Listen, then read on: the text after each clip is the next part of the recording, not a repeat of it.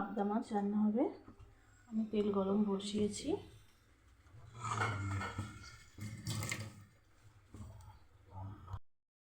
এখন আমি মাছ ভাজা বসাবো।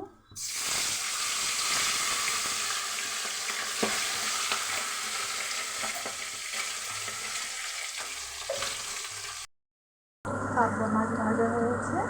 এখন আমি আলুটাকে নাড়িয়ে ভেজে দেবো।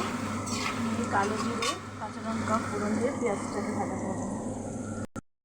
লবণ, হলুদ, সামান্য কাশ্মীরি লঙ্কার গুঁড়ো আমি মিক্স করে রেখেছি। এবার পেঁয়াজটা ভাজা হয়েছে, পেঁয়াজ, লঙ্কা, কাঁচা লঙ্কা এবার আমি মশলাটা দিয়ে কষিয়ে নেব সামান্য।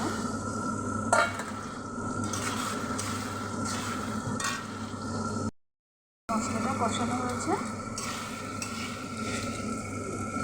এবার আমি পরিমাণ মতো জল দিয়ে দেবো।